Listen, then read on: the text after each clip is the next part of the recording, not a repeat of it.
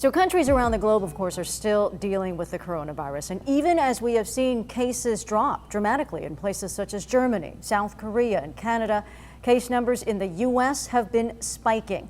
Well, tonight, in a special called American Catastrophe, ABC News takes an in-depth look at the pandemic in the U.S. and how we got to this point. Here to talk about that is ABC News senior White House correspondent Cecilia Vega. Welcome, Cecilia. Thanks so much for having me. Okay, so simple question, who or what is to blame?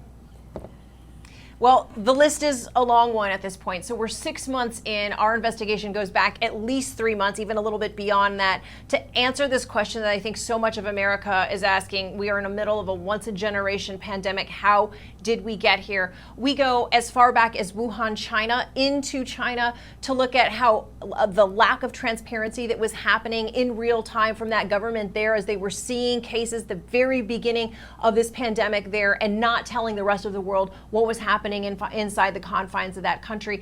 And you'll remember at the time, we then head home domestically, and you'll remember President Trump and many administration officials were saying things like this will disappear quickly, it will disappear like a miracle, everything's under control. And then we pull the curtain back and look at what was happening behind the scenes. And the reality is there were multiple alarms that were being sounded that went ignored. We look at the federal government's early on, the cutting of the pandemic planning office at the National Security Council, and sort of draw that thread from the cut to that office there to what we are seeing today and these spikes in cases. And we look at a number of emails that were sent, these so-called Red Dawn emails by National Security Administration officials and health experts who, again, sounded this alarm and said that this is going to be a potential generational pandemic like we've never seen in our lifetime that were ignored. And the reality is, because this wasn't necessarily on the front burner, you'll remember back to January, this was an administration at the time that was dealing with an impeachment hearing. So it was sort of the perfect storm of events, frankly. Now, do you go back even further? If you, as I'm sure you know, President George W. Bush reportedly talked about the potential for a pandemic hitting this country and that we needed to prepare then to make sure that we stockpile the necessary PPE and to understand how to deal with the situation in case we had a surge in the number of cases, something like we're seeing now. What about that in terms of the history of this country and how we didn't really prepare for what we're dealing with now? Yeah, you are exactly right. We go back to 2005. George W. Bush went on vacation back to his ranch in Crawford, Texas, and he read a book about the 1918 flu. And to be really honest, it sort of freaked him out. He came back to Washington and he said, if that could happen then, could it happen now?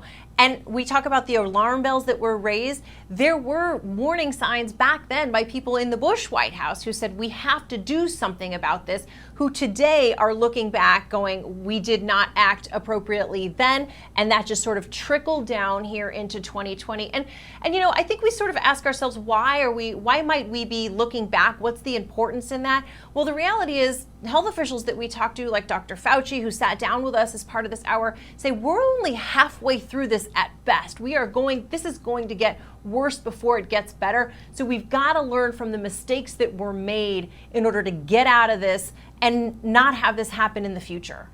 How much did it hurt that early on we had health experts saying that masks don't really work? I think this is a huge deal, and one of the things that might surprise you when you sit down and watch this tonight, because I know it surprised me, is some of the admissions that were made on the part of these health officials, like people inside the CDC, as it relates to masks, as it relates to testing, who basically said, you know, look, we were learning as we went through this, and there were a lot of missteps, and particularly when it comes to testing by the CDC. You know, they advocated that that hospitals around the country only use a certain test that was provided by the CDC, and it didn't work. And now the CDC, in our special tonight, you'll hear them say, we probably shouldn't have done that. We certainly won't do that again. But you're right, this mixed messaging from the very beginning, whether it's about testing or whether it's about masks, has been very problematic for the administration and for America as a whole.